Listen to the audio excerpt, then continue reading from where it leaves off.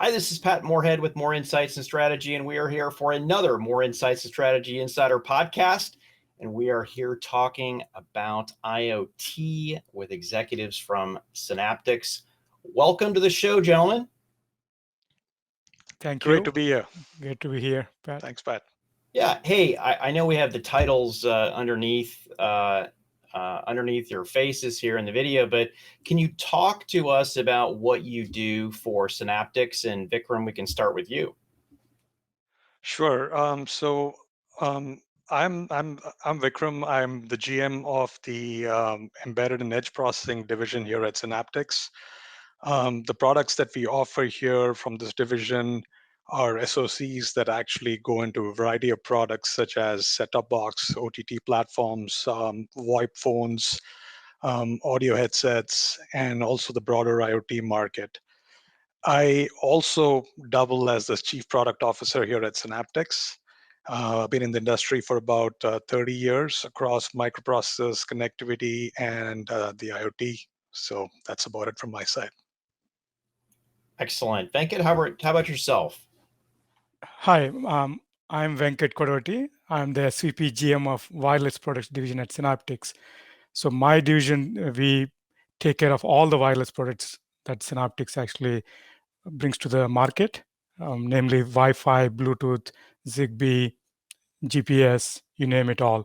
Basically, everything under wireless is part of my organization. And I've been in wireless industry for the last 25 years. Most of my time I spent at Broadcom, and then I moved to Synaptics recently, 3 years ago. Excellent. And I'm so happy to hear that we're talking about AI.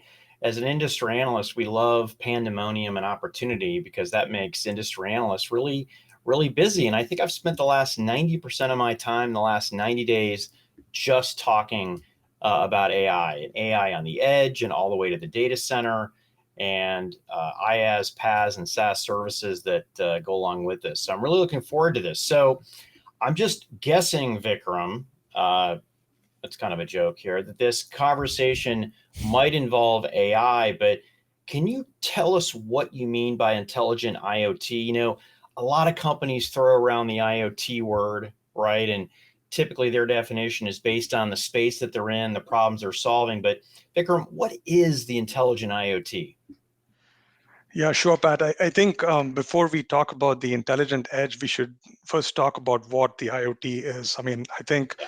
we all know that the IoT is something that's taking a lot of root in a number of industries, given the whole trend around digitalization. So, if I think about IoT products, I really think about a processor, a sensor, and and some type of connection that basically takes the sense data that is processed and sends it back to the cloud, does something meaningful with it, and then gets it back to the device to then turn it into an outcome. And I think we all can agree there's a lot of utility for IoT devices. What makes these devices even more useful is if they can be discerning in a contextual sense. Yes. And so, given the improvement in processing power and the advancement in algorithms and so on, what people are trying to do more of, which I'm totally behind, is actually take all of this and put it into these IoT devices so that there is more outcomes that actually favor the applications that these products are used in. There's more privacy, of the data, and it also actually results in a better um, power consumption profile for a lot of these devices, which, as you know, energy is a big deal these days. So, the intelligent edge is therefore going to be a meaningful advancement of the IoT, the way I see it, and actually result in a lot better outcomes for the industry as a whole. Yeah, I mean, history is on your side. I mean, if I look back 30, 40 years, um, the edge is where processing happens to take place over time closer to where the data is created, right? And it's, we went from mainframes to mini computers to client server to phone to server. and then the far edge server with the intelligent IoT. So I think history is with you on this 100%. So I'll ask you a follow up. What are some of the key applications? Where are you seeing the heat and light with the intelligent IoT? What kind of workloads? So I think you could break it down into a couple of different categories. In general, wherever there's a sensory aspect to the IoT device, which around audio and let's say vision, there can be actually you know a, a an evolution of basically the application use case from an AI perspective that actually gives a better user result. So what we are doing is we are looking at this in two ways. One is how can we provide an outcome to the end user through these products that we offer, um, by actually doing certain things such as object identification or people identification and so on. So there are certain things that we can do that will actually give a better user experience at the end of the day in these products. There's also another category of applications that we are doing which are sort of under the hood. So if you can think about, let's say, a video processor that's actually taking images and upscaling it, you can actually have AI models that are custom built from a hardware point of view that actually take low resolution images and upscale them Right. through AI techniques to actually give you a better user experience. So I, I call this out differently because when you look at a video image, you're expecting it to be in good resolution. So AI is sort of inherently making a product better under the hood. And that's absolutely a class of applications that we are interested in servicing from a Synaptics perspective. So, both a user focused thing, such as cameras and so on, or in video set top box platforms, these are some of the examples that we actually can offer AI, in the vision category. Audio, we can come across a number of different examples as well, such as, echo cancellation, also listening for anomalies and so on through sensing audio. These are in the industrial settings. These are things that we're actually looking at to further AI into a variety of different applications. Just some examples from our side. Yeah, I think those are great examples. And whether it's anomaly detection, human presence detection, face detection, and people counting in retail, That's right. industrial automation, like you talked about, listening to sound and doing predictive maintenance on those algorithms. It is interesting how 5 years ago coming up with these were difficult, but I think through the hard work of companies like yours and your customers and your customers' customers, these are becoming more normalized. So all this seems very straightforward, Vikram, and Venkat, I have questions for you too. Don't go away. No, no worries. Yeah, I Um, wait. but but why aren't we here yet? What are some of the challenges that we're seeing with the intelligent IoT? It's like, hey, we have standards now. Remember, 5 years ago we were talking about the lack of standards, right? And then we've seen to have focused in on a few. But what's holding up the growth right now, or what are some of the challenges that you're seeing with your customers? I think we're sort of in the early stages of this wave of intelligent devices, and I think one of the things that we notice with our customer base is that I think a lot of them are interested in adopting AI into the mix, but they're not exactly sure how. And so I, there is an opportunity for companies like ours to actually provide the right kind of solutions to the customer base as a prepackaged sort of a offering, and then work with them in a meaningful fashion to actually enhance the value of their end products.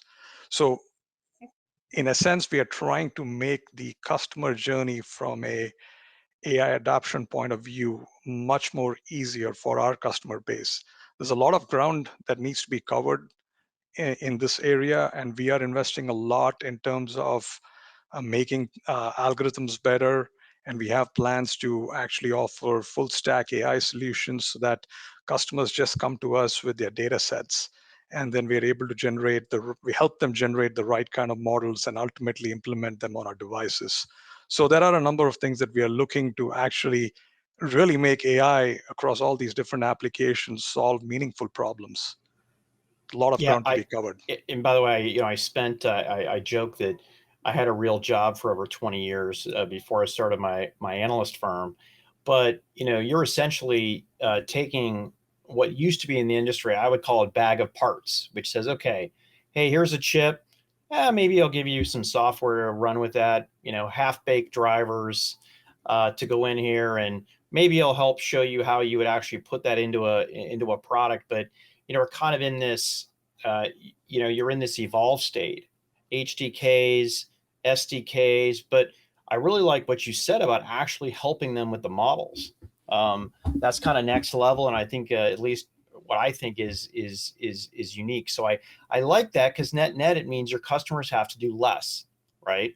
That's correct. And time to market should be improved, Exactly.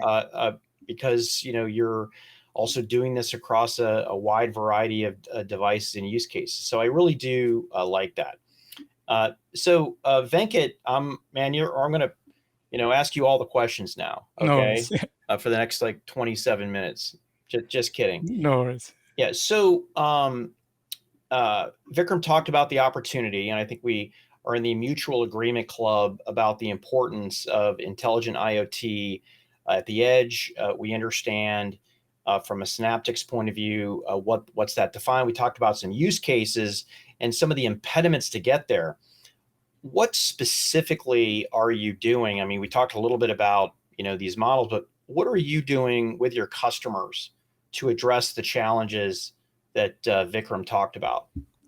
Yeah, we provide connectivity as part of our IoT solutions, right? And as Vikram was talking about, making it intelligent AI-enabled systems, connectivity is the pretty integral part of this whole solution, because consumers come to expect of a solid, always-on connection to the internet.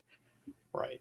They may want they may want privacy and want to have um, anonymity, but at the same time they want to get the outcomes communicated to them. For example, you take a security camera, right? You don't want the video to be actually uploaded to cloud, but you do want to know if somebody showed up at your door as an alert, for example. And these ones, people want to run it on batteries for a long time. So the low powerness is the key in the IoT. That's where we actually excel quite a bit. We make all of our connectivity solutions ultra low power. Right. And one of the biggest things people come like expect is that it's a robust connection. And especially the solution providers don't want to field any customer calls on a connectivity issue. So again, that's one of our strong points, is that our performance is the best in this IoT field, and our IoT interoperability is and like no one else can match. So those are the things that we bring to the table to make it this overall IoT intelligent IoT solution very pleasant experience for the user. And the other thing that we do is that because we have both the processing, as Vikram was talking about, and the connectivity as part of Synaptics portfolio, we integrate them before even we roll it out to the customers, so that it becomes a much more easy to roll it out to the end customer. So that the lift from the solution providers is minimal, because we iron out all the issues beforehand and provide a solid solution at the end. So that's how I view connectivity kind of play a role into this whole thing. Yeah. So the combination of edge AI processing, uh, very low wireless connectivity, and the power that goes into the overall solution there. Yeah, it is amazing. Even 5 years ago, we were looking at battery life for some of these intelligent IoT endpoints in terms of days and weeks, and now we're looking at them in terms of months and years, Yes, exactly. right? Mhm. And it's just really a testament to the great work that Synaptics and others have done to make this happen. I was funny. I was early in the intelligent IoT, at least for my house, and there's definitely a line of the old stuff and the new stuff, Yeah. and I'm finding myself. You probably need more end customers like me. I'm replacing a lot of those first generation devices that I bought 5 years ago. If nothing else, I don't have to charge them up every week or month, or the red light goes on and I get the notification. I have to come in and it just goes out. My camera just goes out. So this is great stuff. Now, from a customer point of view, you hit on a couple things, but can you reiterate for the audience, what is the benefit to your customers of the combination of the two, right? Maybe related to cost, time to market, things like complexity. Can you talk a little bit about that? Sure. Yeah, I think you touched up on all the points there, Pat. I think the combination of having in-house processing and connectivity makes the overall solution lower cost, right, and easy to adopt. And at the same time, we can actually combine some of the features from both solutions. For example, you take wireless sensing, right, and where Wi-Fi is everywhere, and you can actually use the signals to process and find out if somebody is in the room or some presence, um, is like if somebody is in the room or actually they have actually fallen down, or gestures. There's many things that you can extract from the signature of the wireless signals, and that we can actually do quite well because we are on the same solution. We can exchange a lot more information between our devices, and that way we can arrive at intelligent outcomes. That is not possible if you try to actually put together two off the shelf components. Whereas because we are integrating it internally, we work with other teams to identify the signals that we need to Right. make it much more low power and much more faster response, so that the overall solution is actually works like a charm. No, I think that's great. Sometimes we throw around this shorter time to market thing like it's nothing. I've run product management, product marketing groups before, and it can mean the difference between hitting the cycle and not hitting the cycle, right? The consumer cycle Yeah, that's for quite important. consumer IoT, right, is the second half of the year. You miss second half, you might as well just pack it up and go home, Hmm. right? And the ability to, maybe squeeze a cool feature in there, right? Hey, I can shorten this cycle here, but it gives me maybe a little bit more resources also that I can put on the differentiators, right? And that's what I like too, which is not all smart thermostat companies need to be experts in certain layouts or the interconnectedness between the edge AI processing and the wireless connectivity. But no, this is great. So I'm going to ask just one more question. Hang in there with us to each of you, and I'm going to start with Vikram. So we talked about kind of where we are today, how you're servicing your customers. I'm curious, what can you share about what you're looking at in the future? And I'm not asking for you to, pre-announce or pre-release, or if you want to, you can. But really more about some of the areas that you think are interesting and that you're helping your customers. Yeah, I think one of the things that we are very focused on is finding, frankly, the right markets where we can add value and offer the right type of solutions that Venkat was alluding to. And I think that's super important because we're not looking to boil the ocean, right? By being very targeted on certain, let's say, sub verticals of the market, we can come up with the right offerings to offer our end customers the right experience from a intelligent IoT system standpoint.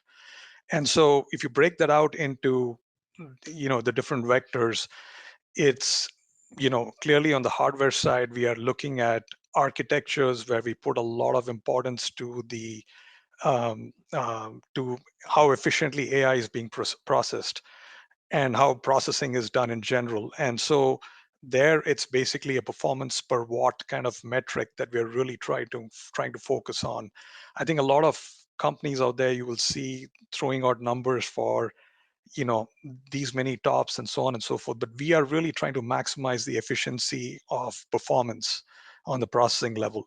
The other thing is on the software side, like I mentioned, we are looking at continuing to actually invest in coming up with the right algorithms that we can provide for the ultimate end user of products, but also under the hood, what we can offer to make products better in a contextual sense, which I think is a lot of value, and ultimately making it easy by integrating the right level of, whether it's an RTOS stack or it's a Linux-based solution, how to make it super easy for customers to adopt it.